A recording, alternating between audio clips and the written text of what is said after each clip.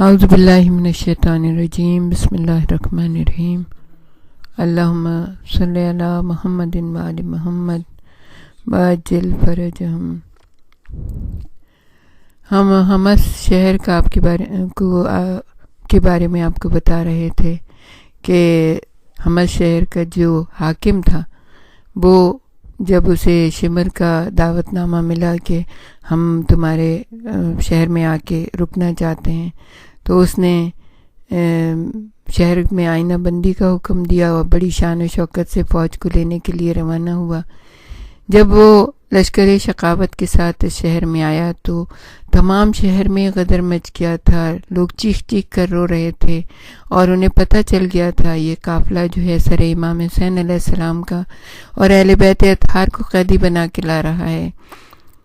یہ سننا تھا کہ لوگ اپنی چھتوں پر چڑھ گئے، فوج یزید پر اینٹیں اور پتھر پھینکنے لگے، ان کے 26 آدمیوں کو قتل کر ڈالا۔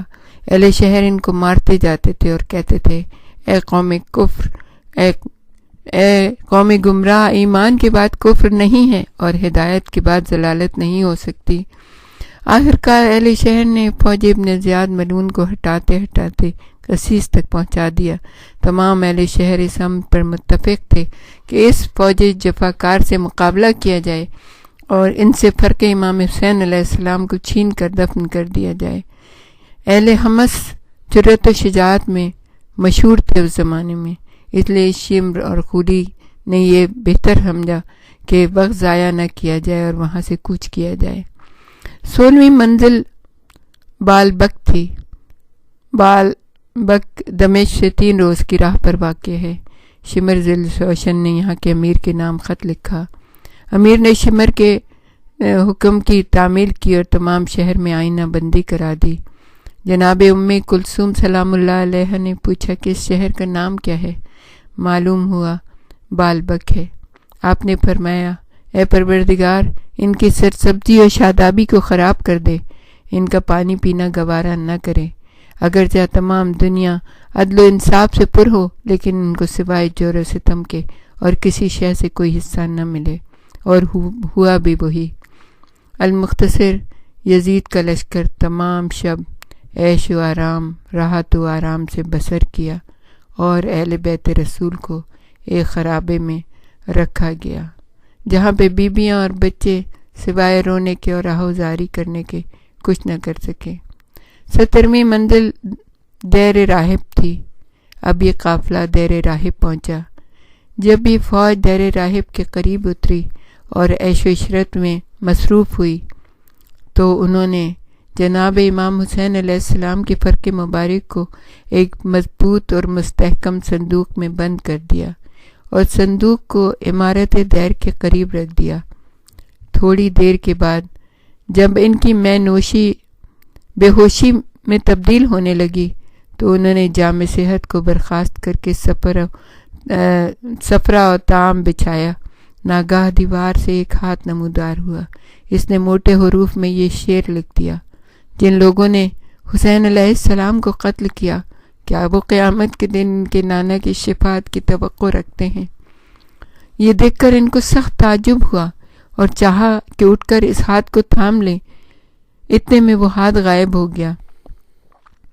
تھوڑی دیر کے بعد لوگوں نے ایک عجیب منظر دیکھا، وہ ہاتھ پھر سے نمودار ہوا اور دوسرا شعر لکھ دیا، نہیں، خدا کی قسم، ان کے لیے کوئی شفاعت نہیں اور وہ قیامت کے دن عذاب میں ہوں گے۔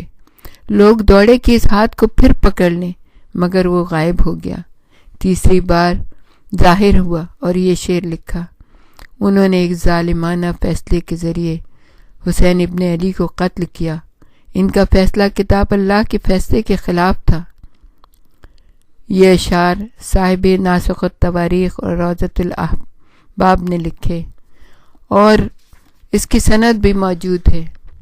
انہوں نے اللہ کے حکم کی مخالفت کی، اسے غضبناک کیا، اور ان پر اس کی لعنت ہے اور عذاب جہنم ان کا ٹھکانہ ہے۔ یہ آثار عظیم مشاہدہ کر کے لشکر والوں کے ہوش و حواس جاتے رہے، اور مارے خوف کے ان لوگوں نے نہ رات کو کچھ کھایا اور نہ آرام کیا۔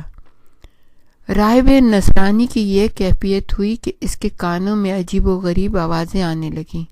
جب وہ حسب معمول آدھی رات گئے عبادت الہی کے لیے اٹھا تو اس نے دیکھا کہ دیر کے باہر دیوار کے ساتھ ایک صندوق رکھا ہے اور اس سے عظیم الشان نور تا آسمان ساتے ہے۔ دروازہ ہے آسمان کھلے ہوئے ہیں اور فرشتگان رحمت اس صندوق پر درود و سلام بھیجتے ہیں۔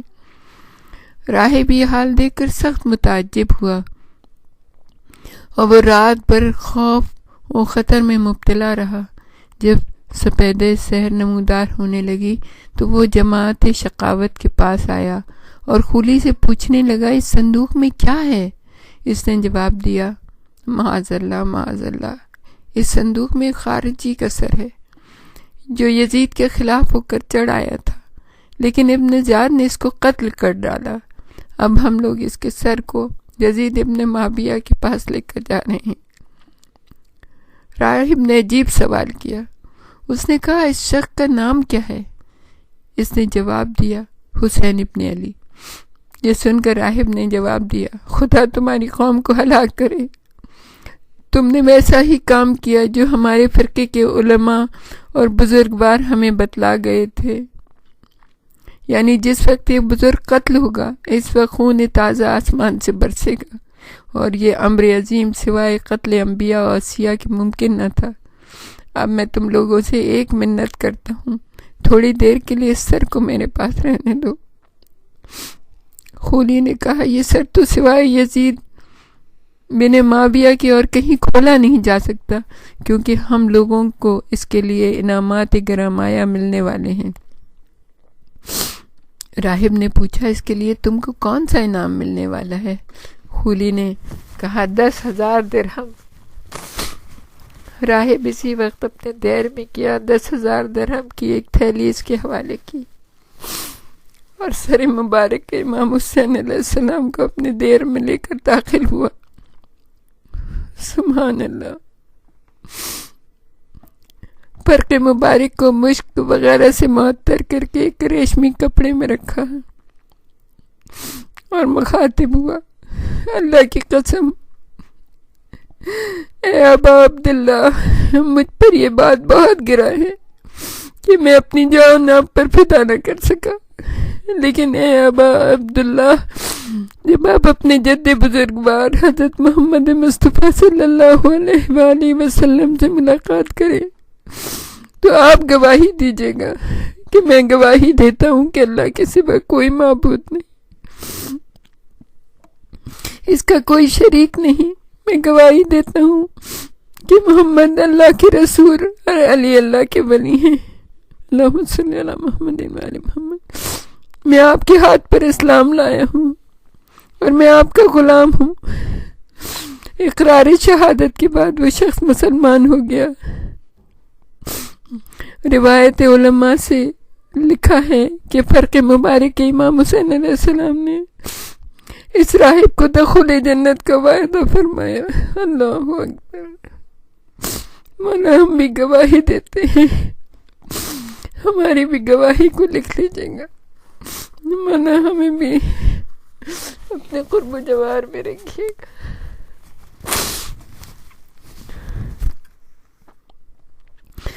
جب فوج ابن زیاد نے کوچ کر کے دوسرے مقام پر قیام کیا تو اس کے تھیلی کو منگوا کر آپس میں تقسیم کرنا چاہا۔ دیکھا تو تھیلی کی ایک طرف لکھا ہوا پایا لا تحسبن اللہ غافلا عما یعمل ظالمون، اللہ کو ظالموں کے اعمال سے غافل نہ سمجھو، اور اس تھیلی کے داہنی طرف لکھا ہوا تھا وَسَيَعْلَمَ الَّذِينَ ظَلَمُوا أَيَّ مُنقَلِبٍ يَنقَلِبُونَ، اور جلد ہی ظالم دیکھ لیں گے کہ ان کا انجام کیا ہونے والا ہے۔ خولی نے ان دونوں آیتوں کو پڑھ کر اِنَّا لِلَّهِ وَإِنَّا إِلَيْهِ رَاجِعُونَ کہا اور اپنے ہمراہیوں سے کہا خبردار اس راز کو پوشیدہ رکھیں۔ کھول کر دیکھا تو اس میں کچھ نہیں تھا سوائے پتھروں کے۔ 18ویں منزل شہر حران ہے۔ حافظ جمال الدین لکھتے ہیں کہ جب یہ قافلہ حران کے قریب پہنچا تو یہاں بھی ایک عالم یہود جس کا نام یحییٰ حرانی تھا ایک ٹیلے پر ایک کلیسا میں رہتا تھا۔ اس کو جب ان لوگوں کے آنے کی خبر پہنچی تو وہ اپنے ٹیلے سے اتر کر راہ میں کھڑا ہو گیا، یہاں تک کہ لشکر ابن زیاد ملعون ظاہر ہوا۔ اس نے دیکھا کہ سرہائے بریدہ نیزوں پر بلند ہیں، غریب عورتیں، ننھے بچے، سروریاں پریشان و حیران بے کجاوا اونٹوں پر سوار ہیں۔ بہت حیران ہو گیا۔ جو ہی یحییٰ کی نظر فرق مبارک امام حسین علیہ السلام پر پڑی، آپ کے جمال مبارک کی طلعت نے اس کی آنکھوں میں خیرگی پیدا کر دی۔ پھر جب اس نے غور سے نگاہ کی تو دیکھا آپ کے لبھائے مبارک جنبش کر رہے ہیں۔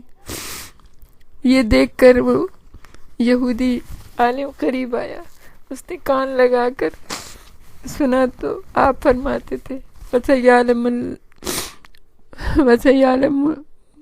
وَسَيَعْلَمُونَ الَّذِينَ ظَلَمُوا أَيَّ مُنقَلِبٍ يَنقَلِبُونَ۔ یہ دیکھ کر اس کے ہوش و حواس جاتے رہے، سخت خوف لاحق ہوا۔ آخر وہ سردار لشکر کے پاس آیا اور پوچھا یہ اسیر کون ہے؟ جواب ملا حسین کے عزیز و اقربا ہیں۔ یہ سنتے ہی یحییٰ نے ہائے ہائے کر کے رونا شروع کیا، کہنے لگا شکر اس خدائے بزرگ و برتر کا کہ بہت سے اسرار آج مجھ پر ظاہر ہو گئے۔ واللہ کی شریعت محمدی میں خون ناحق کی سزا ہمیشہ کے لیے جہنم ہے۔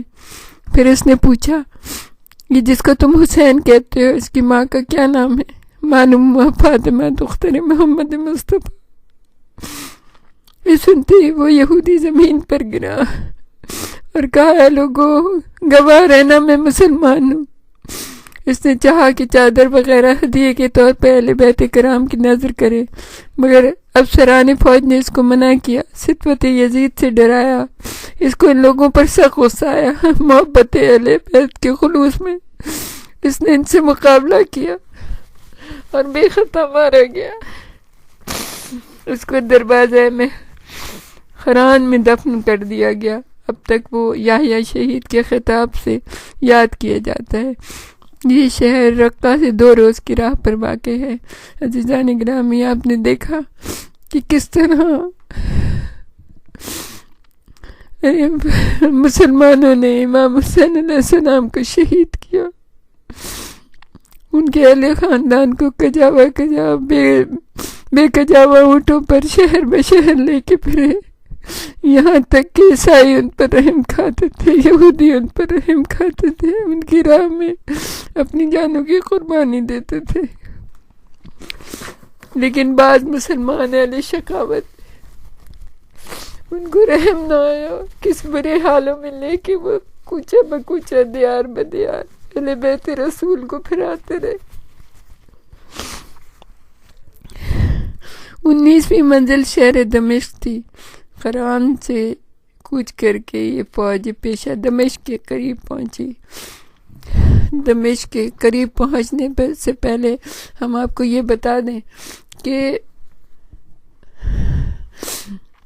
بہت ہی منزلیں جب طے کرتے کرتے یہ منزل دمشق پر پہنچے تو بہت زیادہ منزلوں پہ جناب زینب و ام کلثوم نے خطاب کیا، اور ان کا خطاب ایسا تھا کہ لوگ اپنے گریبان پھاڑ ڈالتے تھے، بال نوچنے لگتے تھے۔